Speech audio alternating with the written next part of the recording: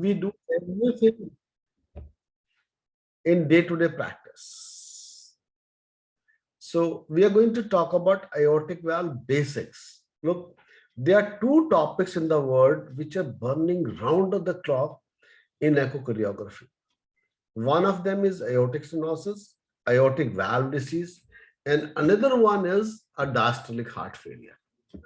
Like revolutionized things are happening in these two fields, despite we have achieved so many advances in these two pathophysiologies.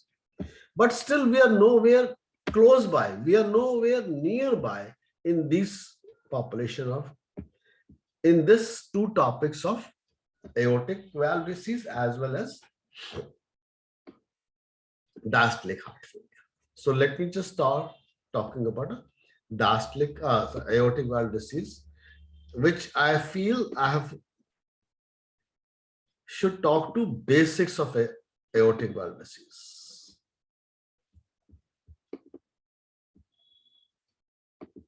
So I'll start with basics, the most important thing, and I try to comprehend this topic in such a fashion that I'm going to talk only the most essential part of echocardiography.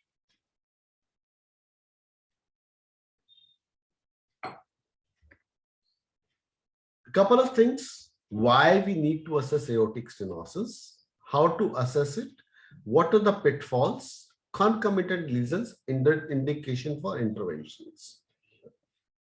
We are not going to spend time on a concomitant lesion. We are not going to spend time on indication for interventions. We are going to time on these two important things: assessment as well as pitfalls, and how to react to those pitfalls. And on top of that, why we need to assess aortic stenosis. I'm not going to spend a lot of time in multiple slides. This is a slide which is almost 17-year-old slide is there. And I feel this is the most important slide which we have in our armamentarium. Whatever you say, if a patient of aortic stenosis develops symptomatology, and we have read in our medical college times, effort angina, effort dyspnea, effort syncope, effort angina, effort syncope, effort dyspnea, the fall is dramatic. Look at this slide.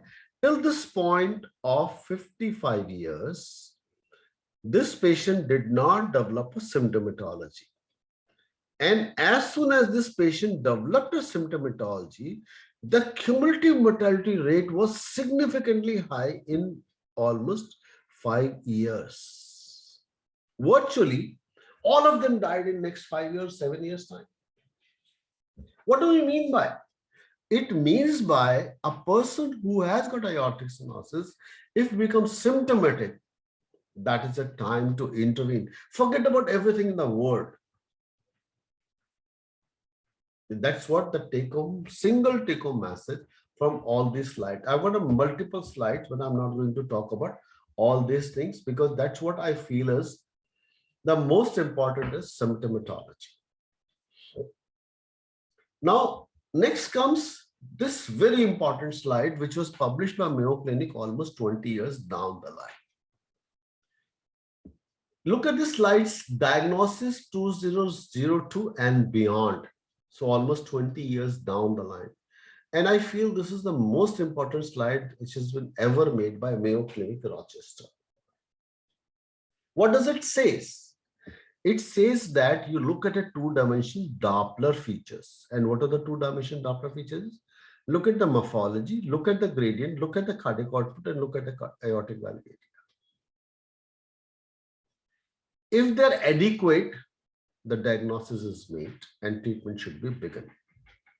If they're inadequate or there's a discrepancy or a low cardiac output, always go for a transesophageal echo to do a 3 dimensions or 2 dimensions planimetrization of aortic valve area. Or you do a dobutamine echo or you do a cardiac cath to make a diagnosis and start a treatment. So let's look at these 4 points, which I feel is at your level, not these few points. I'm not going to talk of a T for you. I'm not going to talk about dobutamine echo.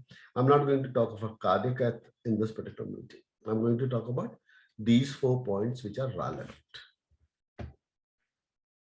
So spend time on these 4 points, MO, two-dimensional data. They are just simple hackle things which we see in day-to-day practice. They give you an idea, but at the same time, they are not going to give you a diagnosis. In the sense, whether this patient needs intervention or whether this patient needs medical management. Look at this two-dimensional slide. Look at this aortic valve. This is doming in systole. As the aortic valve is trying to open, it is doming with restricted motion. And if you put a colors, you could see a significant turbulence across this aortic valve. What does it say? It says suggestive of possible aortic stenosis. This is zoomed up picture for the same thing. Now think or focus on this. This is focused on this aortic valve as if it's opening. I'll try to stop it in between.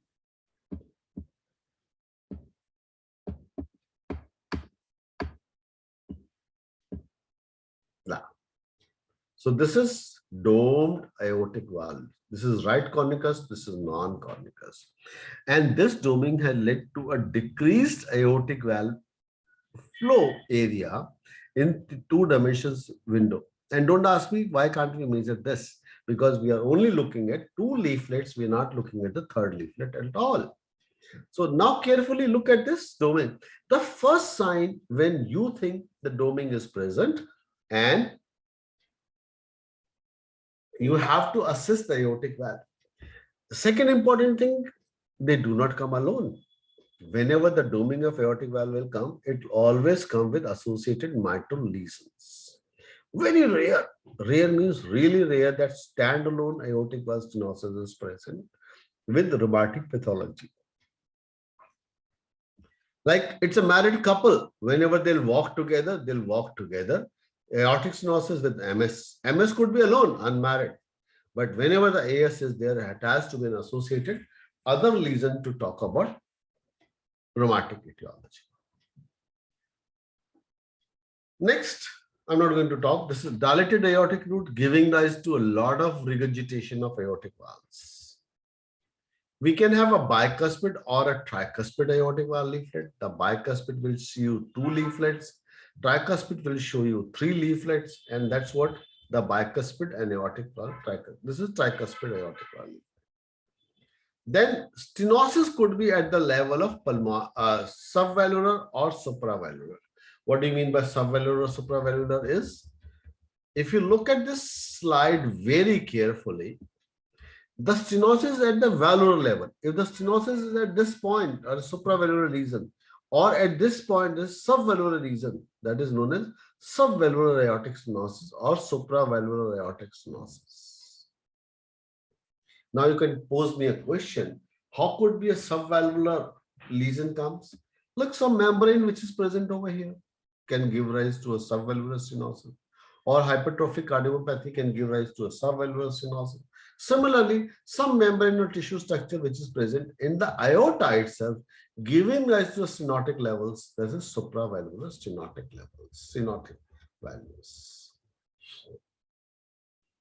Leaflet could be tricuspid, leaflet could be bicuspid, leaflet could be unicuspid, but they're only seen during when the aortic valve is opened up. Now look at this leaflet. It appears to be bicuspid aortic valve leaflets. Only 2 leaflets you can see over here when the valve opened. And when it's a bicuspid of aortic valve leaflet, what will happen? You will happen to see a turbulence across aortic valve. Now question comes how to assess it. That's the most important thing. And I'm going to show you one slide which will give you a lot of values for assessment issues of this particular phenomenon. Write down a few points if you can do it. I showed you 2 Doppler, 2 dimensions echo. I showed you color Doppler, turbulence is present. Now I have to see a quantification. How do you look for a quantification? We need to have LVOT diameter. And how do we get the best LVOT diameter? I'll go back to my original slide, which I showed you. Like this is the hinge point of aortic valve, right cornicus. This is a hinge point of non-cornicus. You have to freeze a frame it's semi or early systole.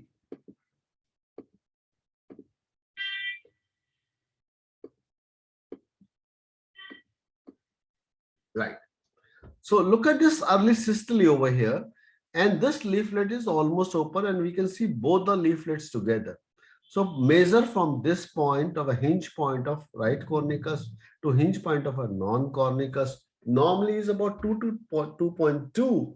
That's a, or some people say is 1.8 to 2.2 centimeters of the LVOT diameter. So this is what is the first dimension you are going to do for aortic valve.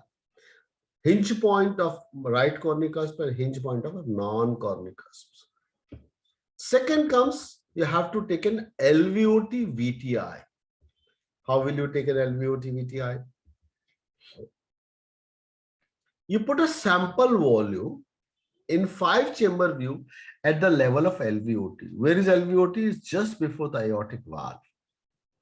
And once you put a sample volume at LVOT, you'll find a Doppler flow pattern, and you trace this Doppler flow pattern. What you'll get: peak velocity, mean velocity, peak gradient, mean gradient, and velocity time integral. So we'll utilize velocity time integral from this window. So what did you do? One point was LVOT diameter, second was LVOT VTI. Here was pulse Doppler, which was used over here. Now the next step is, when you see a pulse Doppler used over here in 5 or 3-chamber view, switch over to continuous wave Doppler. So what will happen? Once you switch over to continuous Doppler, it's going to evaluate all velocities across this aortic valve. And once you look at this Doppler spectrum pattern, trace this Doppler spectrum pattern, you will get what? Peak velocity, mean velocity, peak gradient, mean gradient, and velocity time. And I'm thinking you have done in your aortic valve disease evaluations. So what do we need? You need a Planck's window or Planck's view to measure your LVOT diameter. You need a 3-chamber or 5-chamber view to look at LVOT VTI and aortic valve peak and mean velocity, gradients, and VTI. Once you put all these things together in this continuity equation, where the blood which is flowing through LVOT has to flow through the aortic valve. So I've got LVOT diameter from this LVOT. I've got an LVOT VTI from this Doppler spectrum pattern by pulse wave. And I've got aortic valve VTI. So what is left is aortic valve area. So aortic valve LVOT area into LVOT VTI is equal to area at aortic valve versus VTI of the aortic valve. So I've got this parameter from this point of view, VTI from this 3-chamber or 5-chamber view. So these two parameters I've already have. I've got aortic valve area. I don't have this aortic valve area, but I've got a VTI of the aortic valve by putting a continuous wave Doppler. So I put this denominator across this. What I'm going to get is aortic valve area. So take a paper and do a calculation. Let's see what you calculate from this particular image. My LVOT diameter is 1.65 centimeters. So this is diameter, correct? Then LVOT VTI is 22.99 centimeters. Then if I go to aortic valve VTI is 58.16 centimeters. Now the question comes, what is the aortic valve area? Couple of you can calculate. If you can calculate, calculate. Otherwise, I'm going to do on my telephone and telling you what I'm doing at this particular moment. So I'm going to switch over my calculator. First, I had LVOT diameter. That was 1.65. So if I have to make it a radius, because area is pi r square. So 1.65 divided by 2 will give you the area radius. Radius is 0.825. So I'm going to multiply 0.825 by 0.825 to get r square. Then once you multiply this r square, I have to multiply by pi. Pi is 3.14. So I'm getting a value by pi r square. This pi r square has to be multiplied by VTI of the LVOT, that is 22.99. So I'm getting a value from this particular phenomena is I'm getting a value of 49.13. This 49.13 is pi r square into LVOT at LVOT. Now, this value has to be divided by aortic valve VTI, which is 58.1. 58.1. So once I divided this value by 58.1, it comes out to be area of 0.84 centimeter. That is absolute area. Correct? And any area less than 1 is considered as significant or severe severe aortic stenosis. And to get an index, suppose my body surface area is 1.7. I'm going to divide this 0.87 by 1.7 to get an area of 0.49 centimeter per meter body surface area. Is that clear? Sir, I have one doubt. Go ahead. This 0.845 is radius. Right. So area will be again, it will be somewhere around 2.2 or... No. How to calculate from a radius? How to calculate area? Area is pi r square. Pi is 3.14. Radius is 0.825. 0.825 into 0.825 would be r square multiplied by 3.14. That becomes area. Pi r square. Okay. Then that area multiplied by VTI of LVOT. So whatever the blood which is flowing through LVOT has to flow through aortic valve. So this is the volume of a stroke volume which is happening through LVOT. The same volume will go through aortic valve. So that in the aortic valve, we do not have an area, but we have an aortic valve VTI. If I divide this particular value of LVOT into VTI by the aortic valve VTI, but I'm going to get the aortic valve area. Very simple question, which is known as quantitative equations. Okay, sir. Okay, sir. Second important aspect of this particular phenomena is the two thoughts. If you have a peak velocity more than 4 meters per second and the mean gradient of more than 40 millimeters of mercury is considered as severe aortic stenosis. Clear? When you have these parameters, you call these people as severe aortic stenosis. But at your level, all of them should be there. Because if you look at this particular movement, the area is 0.84, but the gradient is not more than 4 meters per second. The mean gradient is not more than 40. It's only 18.3 in this slides. Why there is a discrepancy of this? Because then you have to go back again and check, are these discrepancies relevant or not relevant? And if anyone could remember my sentence, I hope said LVOT diameter has to be 1.8 to 2.2. And what did we take an LVOT diameter in this patient? 1.65. It means I have to go back and recheck my LVOT diameter because two values are not correlating with each other. Is that clear or not clear? Sir, the last step, please, sir. That's the cardiac index for this particular patient. Could you please repeat, sir? What is cardiac? I did not talk of a cardiac index. Sir, the output, as you said, to be divided by the body surface area, sir. This is not an indexed area, not cardiac, indexed area. I calculated an area of 0.84 centimeters square divided by body surface area of 1.7, average body surface area 1.7. It comes out to be 0.49 centimeters square. Anything less than 0.6 is considered as abnormal. So once you look at these kind of things, we always talk of a severe aortic stenosis. And if you happen to find a discrepancy, you have to go back and look at these points again for evaluations. And in my life, after almost 86, I started doing echocardiography. 86, 14 plus 22 years of my career, I believe the toughest part for any cardiologist is to look for LVOT diameter. Because everything will change if your LVOT diameter. Take my word, if you take this LVOT diameter from 1.6 to 2. So what would be the my aortic valve area. Let's calculate. 2 divided by 2, that'll be 1. 1 into square 1 would be 1. Multiplied 3.14, 1. So 3.14 into 1 is 1. And then LVOT VTI was 22.99. It will come out to be what value? 72.86. 72.1886. Let's take it 72.18. And if we divide by aortic valve VTI, which was 58.1, what is the area? 1.24 centimeters square. So just changing an LVOT diameter from 1.65 to 2, I have made my severe aortic stenosis as a normal aortic valve area, or you could say progressive aortic valve stenosis. Sir, just one question, sir.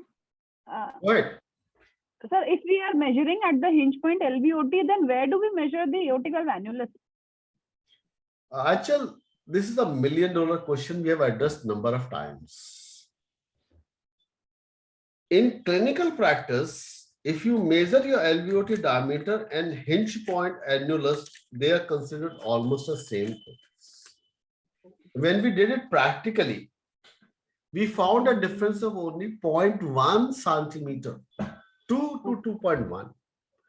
And if we are going to measure, let me go back to my previous slide, which I was talking about that. Let me just show you that slide again and again, which I feel is a master slide when talking on echocardiography. I'm going to stop this slide for you. Yeah. Oh. Correct. This is what the annulus is. Hinge point is considered an annulus, and the area before hinge point is considered as LVOT. Correct? Yes, sir. Some people say you take a hinge point of one point, the hinge point of another thing, which is very easily seen over here. You can measure it. That is LVOT annulus. You're absolutely right. People say LVOT would be 2 to 5 millimeter inside. So you draw a line from here, 5 millimeter inside from here, 5 millimeter inside from here, and those join to line that is known as LVOT. Okay. I've showed you this before also, and I'm saying it again. When we measure from this annulus at the end, the 5 millimeter inside in the LVOT, at this point, the difference was only 0.1 millimeters. But when we did a reproducibility of that particular structure, the variation was very high. Okay. So teaching comebacks again, annulus and LVOT diameter, they almost the same thing, what they started saying over a period of time. That is almost a consensus. Variation would always be many. Okay. Right? Yes, sir. Thank you. So this is how we look at aortic valve stenosis. Before I close and ask you a question, if you want to ask any, only problem is, what is my aortic valve? Aortic valve is bileaflet, trileaflet, quadrileaflet, unicuspid, or what kind of aortic valve we have normally in our life? Anybody? Tricuspid. So Achal says bileaflet is tricuspid valve. Achal, have you seen your heart? Have you checked your leaflet is tricuspid or bicuspid? No, sir. Not. That's a great thing, you know. Suppose the same thing happens with the patient when the patient comes to you. He does not know whether his leaflet is tricuspid, bicuspid, unicuspid, or whatever it is. Let's presume that a patient who has come to you has got a tricuspid leaflets, right? And when this patient has got a tricuspid leaflet, what we see is the jet intensity. The jet intensity would be in many directions. How the jet intensity will be in many directions? Look at this patient who has got a tricuspid leaflet, and jet intensity is in this direction. This is aorta. So it is not pushing towards anterior aorta, it's pushing towards posterior part of the aorta. Correct? The same thing happens in aortic valve. Depending on the stenosis, the jet could be in many directions. And when the jet's in many directions, we have to assess aortic valve continuous wave Doppler in 5 or 6 different windows. 2 I told you already, 5 and 3. Then we go to subcostal, right parasternal, then suprasternal. And how do you do a suprasternal window is? like putting a pillow behind the patient's shoulders and then imagining a suprasternal hole. When you're putting a pillow behind both the shoulders, that is suprasternal window. And you put a pillow behind only the right shoulder, that is right anterior oblique. And this is why we do not average them out. We'll take the peak velocity and the peak gradient along with peak VTI in that particular view or a window. This is accidentally was diagnosed by us over a period of time, almost maybe 8 to 10 years down the line. When we were doing a suprasternal window and accidentally diagnosed, patient pulled out a pillow and kept behind his right shoulder only. And we saw that we are seeing much better ascending aorta. We are not looking at descending aorta. Suprasternal, what we'll see? We'll see arch as well as descending aorta. And when you put a pillow behind only a right shoulder, we were able to see a very good ascending aorta. And that's how we named this as right anterior oblique view for looking at aortic valve gradients. So answer is, you measure LVOT diameter, you measure LVOT VTI by 3 or 5 chamber view. But once you go and measure your peak velocity across aortic valve, because jet could be in any direction because of the leaflet pathology, you measure in 5 different windows or 6 different windows to get a maximum aortic valve gradients. Now, another catch point is, look at this Doppler envelope. Some of them are smaller, some of them are taller. Some you can see a peak, some of them you cannot see a peak. And some of them you can see peak with a brush. What do you mean by peak with a brush? First of all, you have to measure all velocity during end expiration. Why so? Anchal, can you say this answer? Sir, in inspiratory, like basically all the venous return is pulled out and towards the right side. So slightly the IVS will be shifted towards the LV side. And at the end of inspiration, the hole would have The come blood pressure is lower estimated during inspiration. Yes, because So RV outflow pushes, would be less from this aortic valve. So we will underestimate the Doppler flow pattern. When we have an expiration, we'll overestimate the Doppler flow pattern. So at the end of expiration, neither we are sucking in blood, nor we are pushing it out. So when it happens, we have to put a patient in end expiration and measure the peak during end expiration. Second, look at me. Number of times when we measure these people, we measure at the chin, not at the chin level, at the beard level. Beard level means some kind of an overshadows which are present lower downstairs. But we have to measure at the chin level, or what we say a modal velocities. So this is a Doppler spectrum pattern where we made this particular phenomena during end expiration, and we will measure at the modal velocity where we are not looking at the beard level, we were looking at the chin level for assessing their Doppler flow gradients. So that these are two important things which we always look while we're doing an aortic stenosis evaluations. Very simple, LVOT diameter into LVOT VTI divided by aortic valve VTI, you'll get aortic valve area. Peak velocity more than 4, mean velocity more than 40 millimeters of mercury will give you a severity of aortic stenosis. And all this you have to do in 6 different windows to get a peak and mean velocity gradients. Before I stop this presentation, very one important thing when we're looking at this aortic valve stenosis is we have to have a normal ejection fraction, which according to guidelines is 50%. But I feel in my practice, it should be more than 59 or 60% of clinical practice. Why so? Because my aortic valve gradients are dependent on my contraction force. If my force of contraction is poor, obviously I'll be underestimating the gradients across this aortic valve. So Take home messages: when your ejection fraction is normal, whatever the parameters that I told you, they should be employed in a clinical practice. If the ejection fraction is low and the gradients are low, in those cases, when we talk about all this aortic stenosis, we talk of poor LV systolic functions. And then again, not at your level, don't get confused. I'm not going to talk about it. If you happen to find poor LV systolic function, then we call them as low flow, low gradient, poor LV systolic functions. And we give them dobutamine. If with dobutamine, the gradient goes high and the area goes down, that is true aortic stenosis.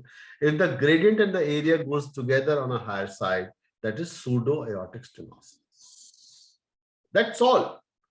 And I'm not going to talk many things in this because, as I said earlier, when we are looking at these kind of things, we have to spend a lot of time in aortic stenosis. And in my life, in my clinical practice, if I get a patient of aortic stenosis, I take average 30 to 45 minutes for its proper evaluation. And if I'm busy, what do? I tell a patient, I'll take his blood pressure. I'll tell a patient, look, your blood pressure is very high. It's more than 200 by 100. So you have to come back again to get your proper echo done when your blood pressure becomes normal. Now I'm telling a lie. Because I can't send that patient away without doing a complete echocardiography and a complete answers.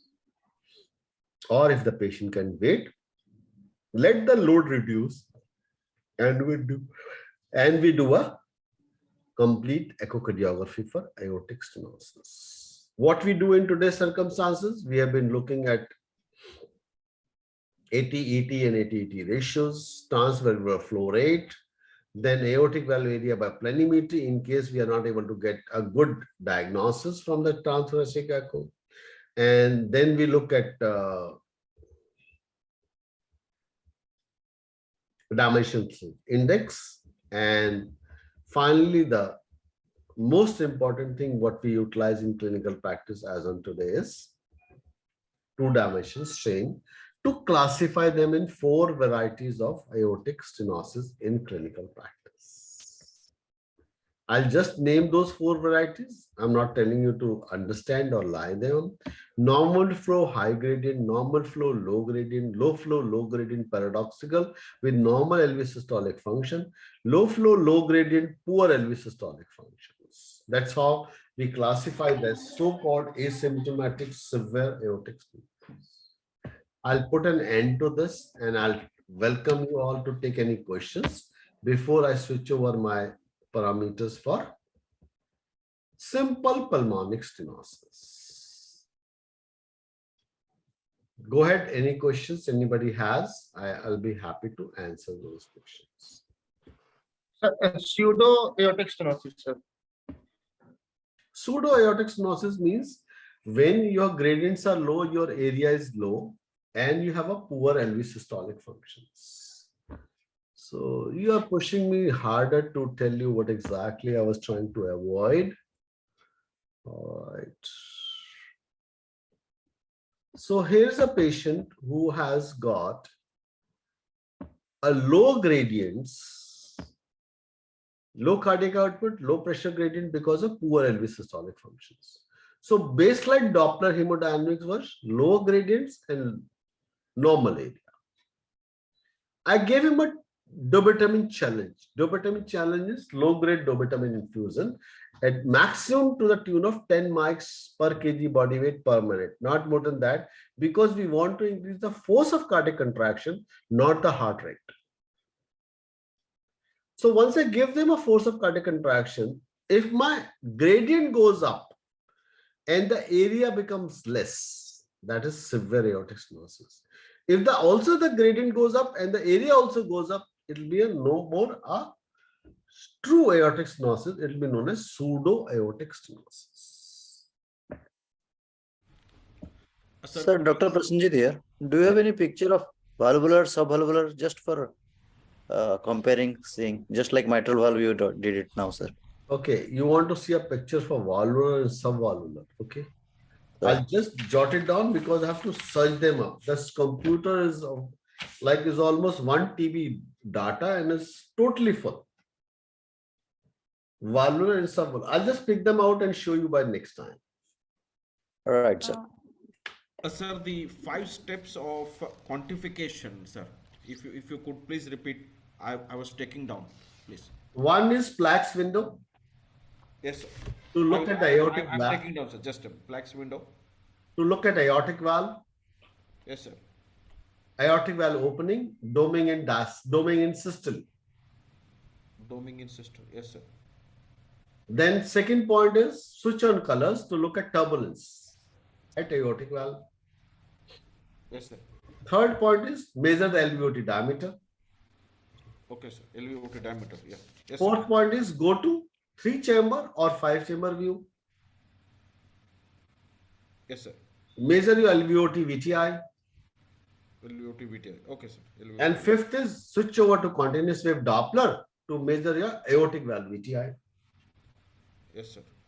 Seventh point is you measure aortic valve VTI across all 6 windows by continuous wave Doppler. Whichever the highest is, you should record that, report that the best gradient was seen in this particular window. So the next person knows that these gradient was present in like suprasternal window, and he always does a suprasternal window to assess aortic valve stenosis.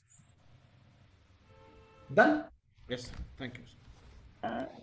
Sir, if any associated mitral regurgitation along with that, then Continuity equation would be valid. valid. A very simple method I'm telling you, if you have got a mitral stenosis, whatever the happening in the world, planimetry area of mitral stenosis.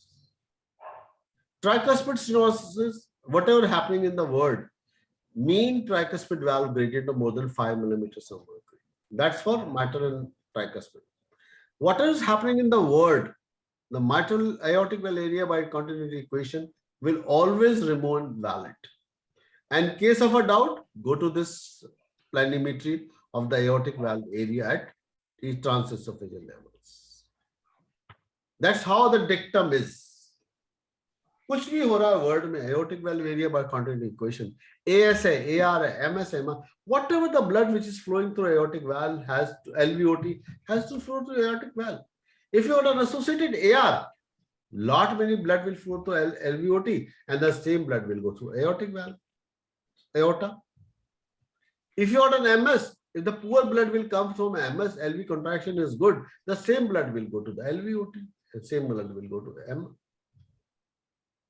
So answer is very simple. Sir, dividing LVOT area with aortic valve VTI, we get absolute aortic valve area. I'm right, sir? अनुज जी सारी रामायण पढ़ ली, फिर पूछते सीता किसका बाप था? Sir, I'm asking other questions. So dividing LVOT area by aortic valve VTI, it is absolute aortic valve area. Dividing aortic valve area, LVOT area, LVOT area by aortic valve VTI. I mean to say, sir, LVOT VTI into LVOT, that pi r square thing, sir. what you're asking, what you're saying is two different things. Let me just come down what you're asking, what you want to learn.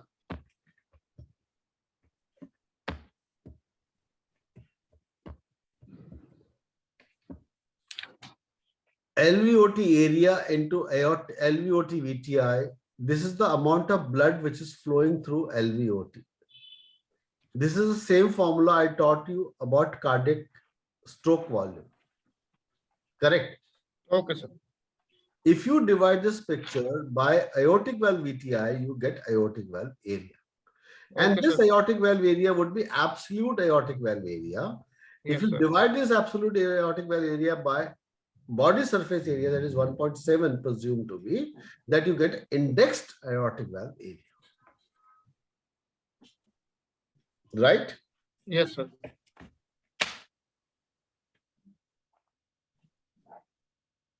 Go ahead. Any questions? So then what is the effective valve orifice area, sir? Yes. So That'll be prosthetic valves. okay, sir. Right. We do not say aortic valve area, we say effective orifice area in prosthetic valves.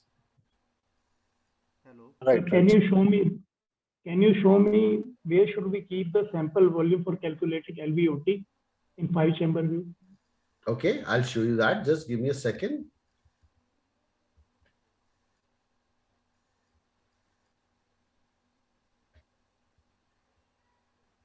All right. So this is 3-chamber view, correct? This is the hinge point of aortic valve. This is the hinge points, correct? So I have to keep it over here, proximal to hinge points. And this is sample volume, which is pulse. Pulse means which is at the site specific. So it's measuring a blood flow which is going through LVOT. If I make a continuous wave Doppler, this will be measuring a flow from this point across this line all the way down to aortic valve. Aortic valve has got the maximum flow. So what will happen? This Doppler spectrum pattern has got a blood velocity across all this spectrum. Now, this is the highest at the aortic valve. Is that clear? Yes, sir. Perfect. Sir, one last question, sir. Sir, Now ask me two. Don't worry about it. I'm there to answer other questions. Sir, where do we? Yes, sir. Thank you, sir. Sir, where do we keep the probe for RAO view, GROPs? Right anterior oblique view, suprasternal window. Okay, sir. Only With thing the pillow, is, yes, sir. With as you explained, with a pillow on the right, below the right shoulder. pillow behind the right shoulder. Look at me. If I'm lying like this is suprasternal, right?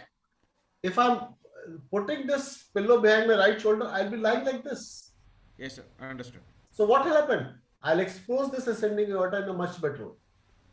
I got it, sir. Yeah. Yes, sir. Sir, LVOT obstruction and subvalvular stenosis.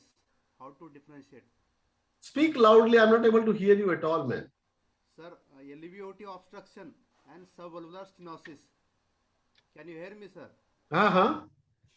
How to differentiate, sir, LVOT obstruction and subvalvular stenosis? LVOT obstruction and subvalvular stenosis are the same thing, you know. Same thing. Okay, sir. First of all. So what will happen? Okay. Are you done? Before I go to that, I'll switch over my computer to I'll show you what exactly the LVOT obstruction is. Okay, sir. Okay, thank you. So any other question before I switch over to other top? The same. I'll stop this presentation. Anybody would like to ask this question? Sir, good evening, sir. If Venkatesh. Sir, good evening, sir. Sir, if pulse wave Doppler in aortic valve due to the high velocity, when turbulence is there, then we should switch. Continuous wave Doppler.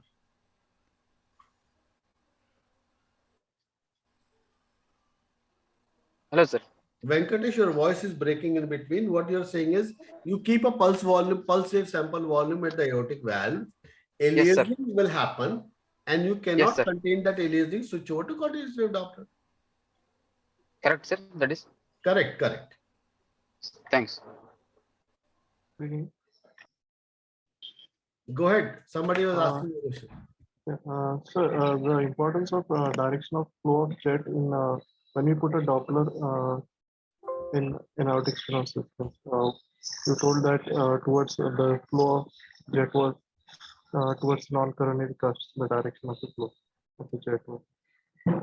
No, I said something different, you know. What I said in that was,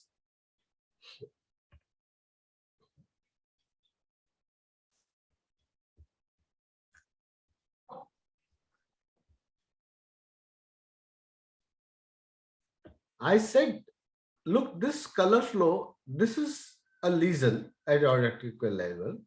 The flow should have happened centrally, but it's going eccentrically, correct? Yes, sir. So in aortic stenosis, we do not know where the flow will be eccentric or centric or in which direction. If this is my hand, look at this is my hand. If this is the tricuspid valve, if it's stenotic, the blood can go anteriorly, inferiorly, right side or left side. Right. So if I'm underestimating a jet only in one direction, I'll not be able to do that. That's why I use multiple windows to look for a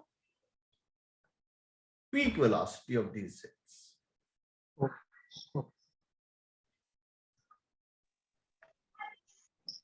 Done? Good evening, sir. Good Good evening, evening, sir. Rohtas. Go ahead. Sir, in Doppler assessment of LVOT, sir, there is one thing is mentioned that we have to avoid flow convergence. Good. So Good question. can you please explain, I'll sir, tell you about what this? is flow convergence is. Yes. Give me a second. I'll come down to that picture. Look at this. I'll try to stop this phenomena. Rohtas आपकी बात सुन के मजा आया आज. I really loved it. It means you are reading one. Second important thing is you could understand what exactly I'm saying.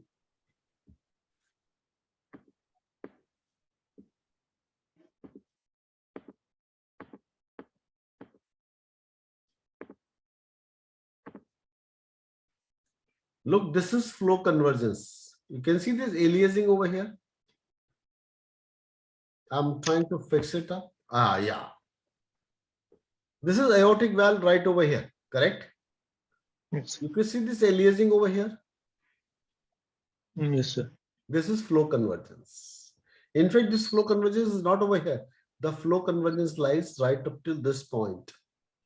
If I'll keep my sample volume at this point in flow convergence, I'm bound to look at a higher LVOT VTI.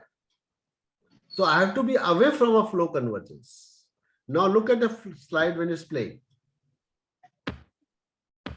I'll stop it. Yeah. Now the flow convergence at this till this point of a flow convergence. So my cursor has to be over here, away from the flow convergence sample volume. Otherwise, I'll not be like measuring LVOT VTI. I'll be measuring aortic valve VTI partially. So I have to be away from a flow convergence. Clear? Yes, sir. And that's why many people says that LVOT has to be 3 to 5 centimeters away from the hinge point or the annulus of aortic valve. Now you got the answer why the people says 5 millimeters away from the aortic valve hinge point. Yes, sir. Thank you, sir. Right here. Any questions? All right. Let me stop this presentation and give me a second so that I can take out that presentation of LVOT subvalvular aortic stenosis. I don't think I have got a supravalvular in my armamentarium, but a subvalvular I've got definitely.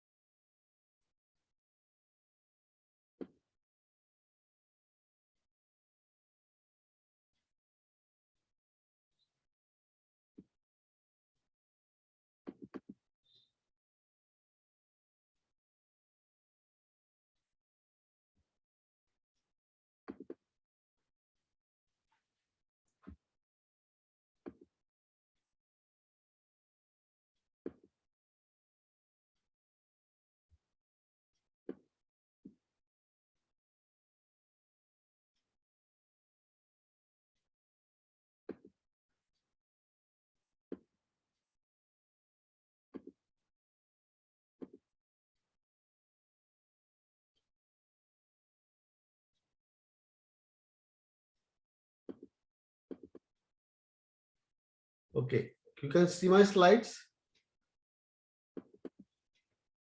Yes, sir. Thank you. Good morning, guys. So This is somehow, I'm sorry, this thing comes a recording automatically in multiple slides.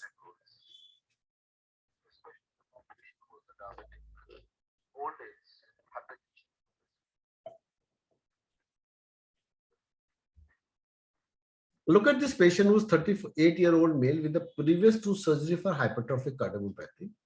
Now he came back for echo evaluation. Now look at this picture very carefully. Tell me, what do you see in this picture?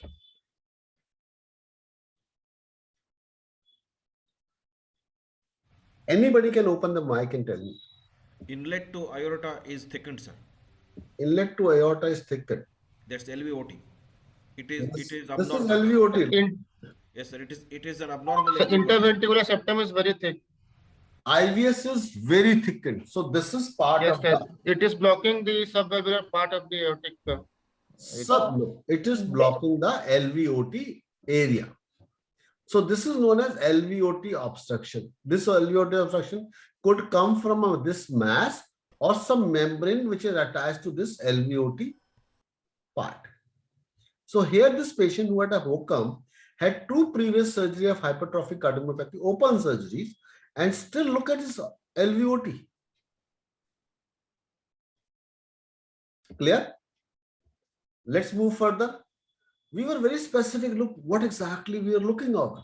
Now this is little bit modified image and says how big this LVOT interventricular septum is. In turbulence, mind-boggling turbulence was there.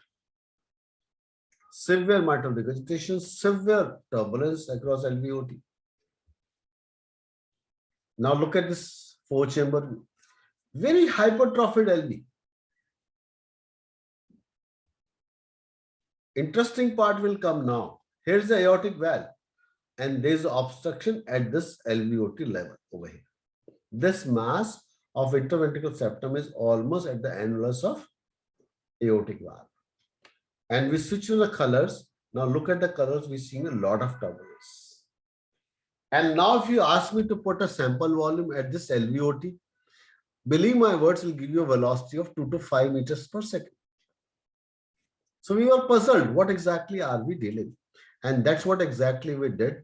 I did a continuous wave Doppler. It gave me a velocity of 5 meters per second, corresponding to severe aortic stenosis. But look carefully over here.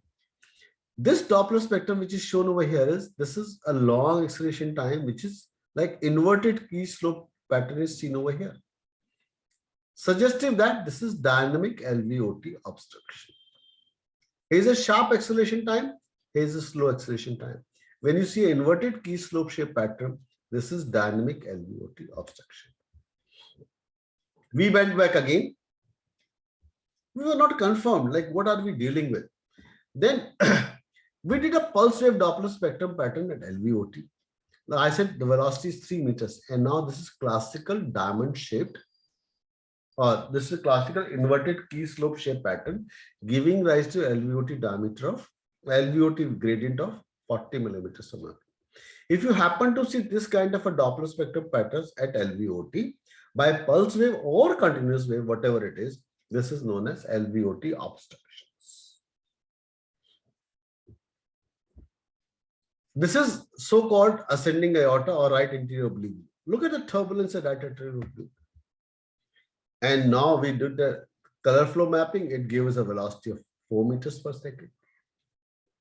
Very surprisingly, when we did a color flow by continuous wave Doppler and then we did a Doppler flow pattern, now we started getting 2 Doppler spectrum pattern. This is of a dynamic LVOT obstruction. This is the aortic valve stenosis. I said, oh my God, this patient who has been operated 2 times till date now has got another value of aortic stenosis which has been mistaken or being forgotten by a surgeon. So that was our aim of presentation of this patient, which we presented in national conferences. So how do you differentiate it now? Tell me, any one of you. I've got a big problem. My dynamic velocity of the session is only 3 meters per second. I showed you a pattern. Now this aortic valve stenosis is 5 meters per second. So question comes whether this patient is still carrying aortic stenosis. If I tell this patient, look, you are carrying aortic stenosis, he'll die automatically. So what we did in this patient was, I called up this patient again and did a transesophageal echo. When I did a transesophageal echo in this patient, look at the turbulence at LVOT.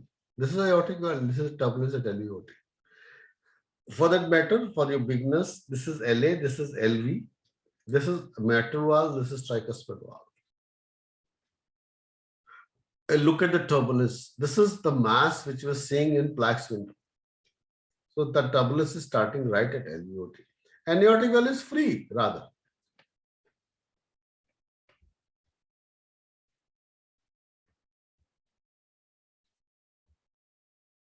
The gradients came out to be still 5. In fact, these gradients, so they were transmitted from the LVOT gradients, and we did an area by planimetry, which was normal.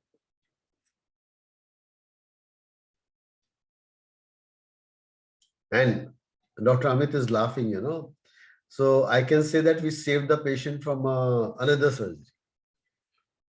But at the same time, he had undergone a poor surgery.